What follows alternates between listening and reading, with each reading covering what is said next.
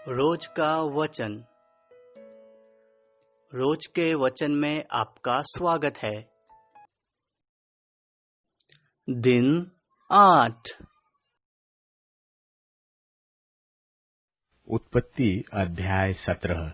उत्पत्ति अध्याय 17। खतना की विधि के ठहराने का वर्णन और इसहाक की उत्पत्ति की प्रतिज्ञा। जब अब्राम 99 वर्ष का हो गया, तब यहोवा ने उसको दर्शन देकर कहा, मैं सर्वशक्तिमान परमेश्वर हूँ, मेरी उपस्थिति में चल और सिद्ध होता जा, और मैं तेरे साथ वाचा बांधूंगा और तेरे वंश को अत्यंत ही बढ़ाऊंगा। तब अब्राम मुंह के बल गिरा और परमेश्वर उससे यूं बातें कहता गया, देख, मेरी वाचा तेरे साथ बंधी रहेगी, इसलिए तू जातियों के समूह का मूल पिता होगा। सो अब से तेरा नाम अब्राम न रहेगा, परंतु तेरा नाम इब्राहिम होगा, क्योंकि मैंने तुझे जातियों के समूह का मूल पिता ठहरा दिया है। और मैं तुझे अत्यंत ही फुलाऊंगा, फलाऊंगा और तुझको जाति जाति का मूल बना दूंगा, और तेरे वंश में राजा उत्पन्न होंगे। और मैं तेरे साथ और तेरे पश्चात पीढ़ी पीढ़ी तक तेरे वंश के साथ भी इस आशय की युग युग की वाचा बांधता हूँ कि मैं तेरा और तेरे पश्चात तेरे वंश का भी परमेश्वर रहूंगा। और मैं तुझको और तेरे पश्चात तेरे वंश को भी यह सारा कनान देश जिसमें तू परदेशी होकर रहता है, इस रीति दूंगा कि वह युग युग उनकी निज भूमि रहेगी, और मैं उसका परमेश्वर रहूंगा। फिर परमेश्वर ने इब्राहिम से कहा, तू भी मेरे साथ बांधी हुई वाचा का पालन करना, तू और तेरे पश्चात तेरा वंश भी अपनी अपनी पीढ़ी में उसका पालन करे। मेरे साथ बांधी हुई वाचा जो तुझे और तेरे पश्चात तेरे वंश को पालनी पड़ेगी, सो यह है कि तुम में से एक एक पुरुष का खतना हो। तुम अपनी अपनी खलड़ी का खतना कर लेना। जो वाचा मेरे और तुम्हारे बीच में है, उसका यही चिन्ह होगा। पीढ़ी पीढ़ी में केवल तेरे वंश ही के लोग नहीं, पर जो तेरे घर में उत्पन्न हो, वह परदेशियों को रूपा देकर मोल लिए जाए। ऐसे सब पुरुष भी जब 8 दिन के हो जाए, तब उनका खतना किया जाए। जो तेरे घर में उत्पन्न हो अथवा तेरे रूपे से मोल लिया जाए, उनका खतना अवश्य ही किया जाए। सो मेरी वाचा जिसका चिन्ह तुम्हारी देह में होगा, वह युग युग रहेगी। जो पुरुष खतना रहित रहे, अर्थात जिसकी खलड़ी का खतना न हो, वह प्राणी अपने लोगों में से नाश किया जाए, क्योंकि उसने मेरे साथ बांधी हुई वाचा को तोड़ दिया। फिर परमेश्वर ने इब्राहिम से कहा, तेरी जो पत्नी सारै है, उसको तू अब सारै न कहना, उसका नाम सारा होगा, और मैं उसको आशीष दूंगा और तुझको उसके द्वारा एक पुत्र दूंगा। और मैं उसको ऐसी आशीष दूंगा कि वह जाति जाति की मूल माता हो जाएगी, और उसके वंश में राज्य राज्य के राजा उत्पन्न होंगे। तब इब्राहिम मुंह के बल गिर पड़ा और हंसा, और अपने मन में ही कहने लगा, क्या 100 वर्ष के पुरुष के भी संतान होगा? और क्या सारा जो 90 वर्ष की है पुत्र जनेगी? और इब्राहिम ने परमेश्वर से कहा, इश्माएल तेरी दृष्टि में बना रहे, यही बहुत है।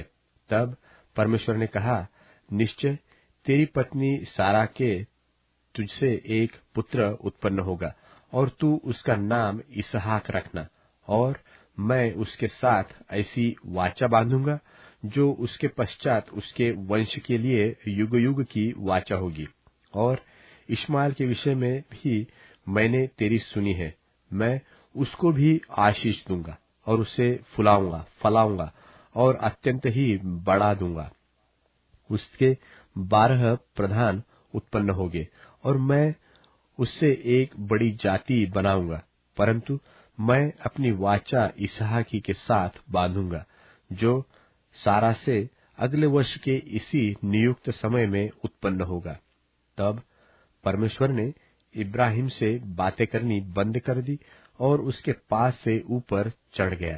तब इब्राहिम ने अपने पुत्र इश्माएल को और उसके घर में जितने उत्पन्न हुए थे और जितने उसके रुपये से मोल लिए गए थे, निदान उसके घर में जितने पुरुष थे, उन सबों को लेके उसी दिन परमेश्वर के वचन के अनुसार उनकी खलड़ी का खतना किया।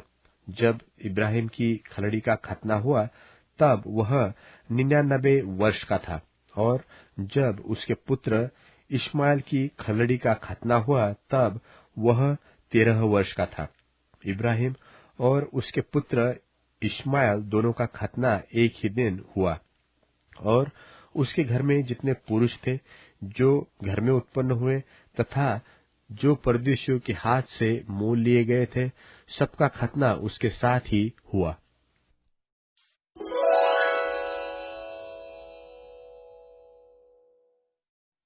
अध्याय 18। उत्पत्ति अध्याय 18। इब्राहिम मम्रे के बांजों के बीच कड़ी धूप के समय तंबू के द्वार पर बैठा हुआ था। तब यहोवा ने उसे दर्शन दिया, और उसने आंख उठाकर दृष्टि की तो क्या देखा कि 3 पुरुष उसके सामने खड़े हैं। जब उसने उन्हें देखा तब वह उनसे भेंट करने के लिए तंबू के द्वार से दौड़ा और भूमि पर गिरकर दंडवत किया और कहने लगा, हे प्रभु, यदि मुझ पर तेरी अनुग्रह की दृष्टि है तो मैं विनती करता हूं कि अपने दास के पास से चले न जाना। मैं थोड़ा सा जल लाता हूं और आप अपने पांव धोकर इस वृक्ष के तले विश्राम करें। फिर मैं एक टुकड़ा रोटी ले आऊं और उसमें से आप अपने अपने जीव को तृप्त करें। तब उसके पश्चात आगे बढ़े, क्योंकि आप अपने दास के पास इसीलिए पधारे हैं। उन्होंने कहा, जैसा तू कहता है वैसा ही कर। सो इब्राहिम ने तंबू में सारा के पास फुर्ती से जाकर कहा, 3 सदा मैदा फुर्ती से गूंद और फूल के बना। फिर इब्राहिम गाय बैल के झुंड में दौड़ा और एक कोमल और अच्छा बछड़ा लेकर अपने सेवक को दिया, और उसने फुर्ती से उसको पकाया। तब उसने मक्खन और दूध और वह बछड़ा जो उसने पकाया था लेकर उनके आगे परोस दिया, और आप वृक्ष के तले उनके पास खड़ा रहा और वे खाने लगे। उन्होंने उससे पूछा, तेरी पत्नी सारा कहाँ है? उसने कहा, वह तो तंबू में है। उसने कहा, मैं बसंत ऋतु में निश्चय तेरे पास फिर आऊंगा, और तब तेरी पत्नी सारा के एक पुत्र उत्पन्न होगा। और सारा तंबू के द्वार पर जो इब्राहिम के पीछे था सुन रही थी। इब्राहिम और सारा दोनों बहुत बूढ़े थे, और सारा का स्त्री धर्म बंद हो गया था। सो सारा मन में हंसकर कहने लगी, मैं तो बूढ़ी हूँ और मेरा पति भी बूढ़ा है, तो क्या मुझे यह सुख होगा? तब यहोवा ने इब्राहिम से कहा, सारा यह कहकर क्यों हंसी? क्या मेरे जो ऐसी बुढ़िया हो गई हूँ सचमुच एक पुत्र उत्पन्न होगा? क्या यहोवा के लिए कोई काम कठिन है? नियत समय में अर्थात वसंत ऋतु में मैं तेरे पास फिर आऊंगा और सारा के पुत्र उत्पन्न होगा। तब सारा डर के मारे यह कहकर मुकर गई कि मैं नहीं हंसी। उसने कहा, नहीं, तू हंसी तो थी। फिर वे पुरुष वहां से चलकर सदोम की ओर ताकने लगे, और इब्राहिम उन्हें विदा करने के लिए उनके संग संग चला। तब यहोवा ने कहा, यह जो मैं करता हूँ वो क्या इब्राहिम से छिपा रखूं? इब्राहिम से तो निश्चय एक बड़ी और सामर्थी जाति उपजेंगी, और पृथ्वी की सारी जातियां उसके द्वारा आशीष पाएंगी, क्योंकि मैं जानता हूं कि वह अपने पुत्रों और परिवार को जो उसके पीछे रह जाएंगे आज्ञा देगा कि वे यहोवा के मार्ग में अटल बने रहे और धर्म और न्याय करते रहे, इसलिए कि जो कुछ यहोवा ने इब्राहिम के विषय में कहा है उसे पूरा करे। फिर यहोवा ने कहा, सदोम और अमोरा की चिल्लाहट बढ़ गई है और उनका पाप बहुत भारी हो गया है, इसलिए मैं उतरकर देखूंगा कि उसकी जैसी चिल्लाहट मेरे कान तक पहुंची है, उन्होंने ठीक वैसा ही काम किया है कि नहीं, और न किया हो तो मैं उसे जान लूंगा।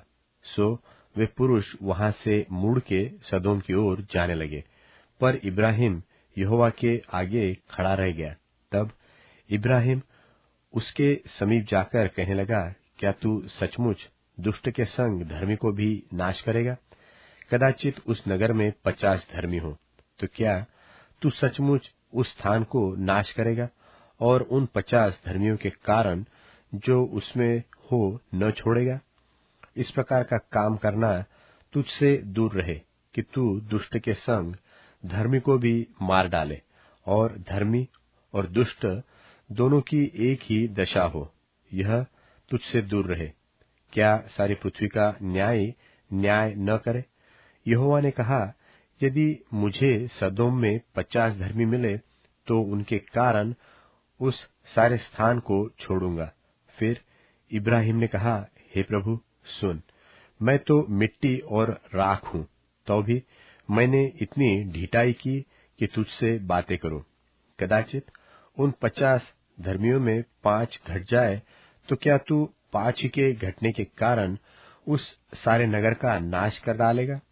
उसने कहा, यदि मुझे उनमें 45 भी मिले तो भी उसका नाश न करूंगा। फिर उसने उससे यह भी कहा, कदाचित वहां 40 मिले। उसने कहा, तो मैं 40 के कारण भी ऐसा न करूंगा। फिर उसने कहा, हे प्रभु क्रोध न कर, तो मैं कुछ और कहूं, कदाचित वहां 30 मिले। उसने कहा, यदि मुझे वहां 30 भी मिले तो भी ऐसा न करूंगा। फिर उसने कहा, हे प्रभु सुन, मैंने इतनी ढिठाई तो की है कि तुझसे बातें करूं, कदाचित उसमें 20 मिले। उसने कहा, मैं 20 के कारण भी उसका नाश न करूंगा। फिर उसने कहा, हे प्रभु क्रोध न कर, मैं एक ही बार और कहूंगा, कदाचित उसमें 10 मिले। उसने कहा, तो मैं 10 के कारण भी उसका नाश न करूंगा। जब यहोवा इब्राहिम से बातें कर चुका तब चला गया, और इब्राहिम अपने घर को लौट गया।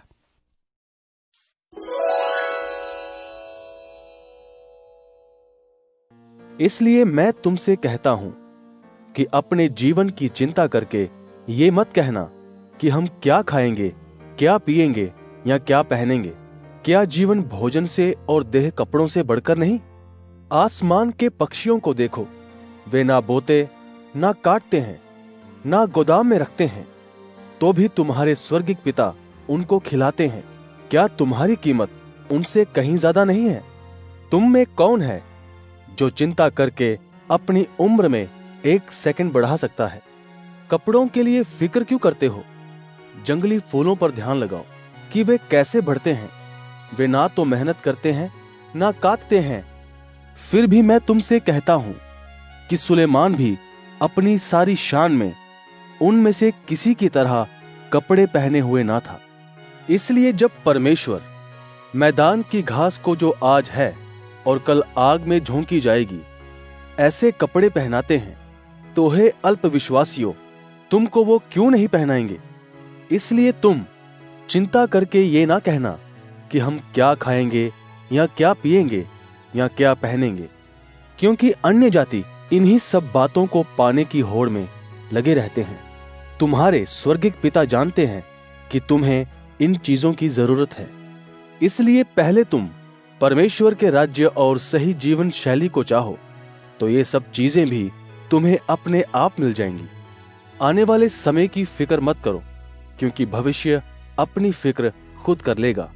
आज के लिए आज ही का बोझ काफी है।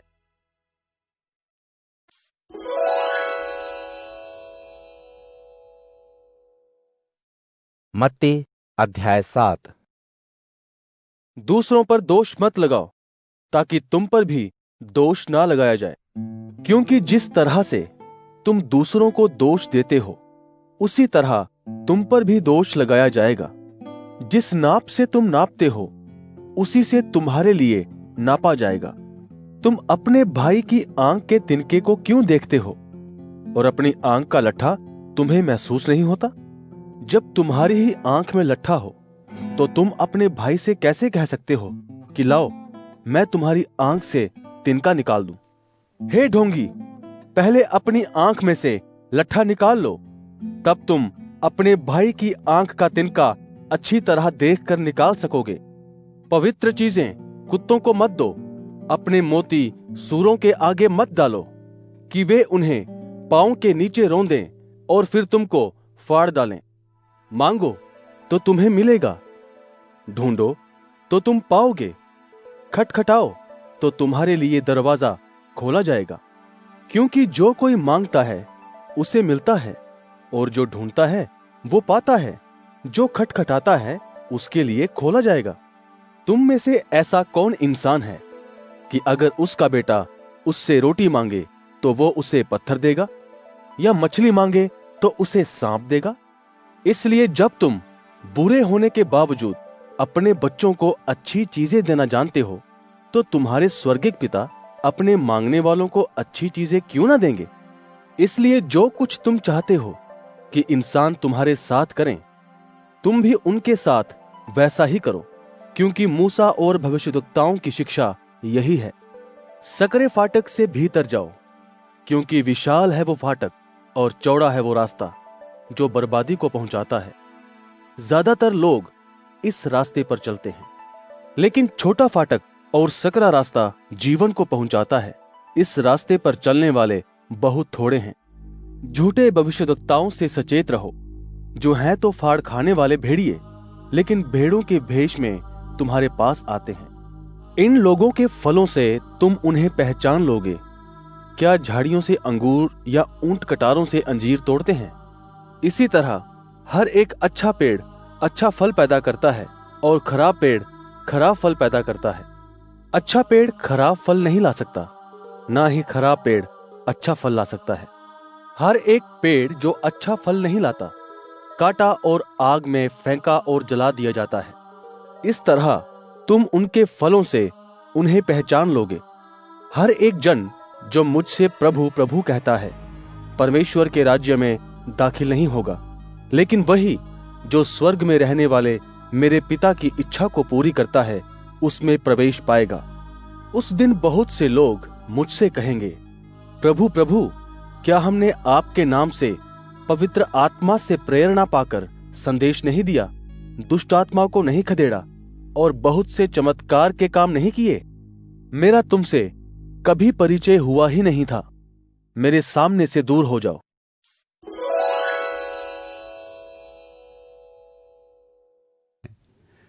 मेरे पुत्र, अपने पिता की शिक्षा को सुन और अपनी मां की सीख को मत छोड़। उनकी शिक्षा और सीख मानो तेरे सिर के लिए सुंदर मुकुट हैं, वे तेरे गले की कंठमाला हैं। मेरे पुत्र, यदि पापी तुझे फुसलाए तो तू उनकी बातों में ना आना। यदि वे तुझसे यह कहें, हमारे साथ आ, हम हत्या के लिए घात लगाएं, हम अकारण निर्दोष पर छिपकर वार करें, आ, हम अधोलोक की तरह उन्हें जीवित ही निकल जाएं, उनको कब्र में जाने वालों के समान पूरा का पूरा खा जाएं, तब हम उनके सब कीमती सामान को हड़प लेंगे, हम अपने मकान उनकी लूट से भर लेंगे। तू हमारे झुंड में सम्मिलित हो जा, हम सबका एक ही बटुआ होगा। मेरे पुत्र, तू उन दुर्जनों के मार्ग पर मत चलना, बल्कि उनकी गली में पैर भी मत रखना। वे दुष्कर्म करने को दौड़ते हैं, वे हत्या करने को शीघ्रता करते हैं। जब पक्षी देख रहा हो तब जाल बिछाने से क्या लाभ? दुर्जन अपनी ही हत्या के लिए घात लगाते हैं, वे मानो अपने ही प्राण लेने के लिए छिप कर बैठते हैं। हिंसक लोभियों का आचरण ऐसा ही होता है, पर उनका लोभ भी उनकी मृत्यु का कारण बनता है।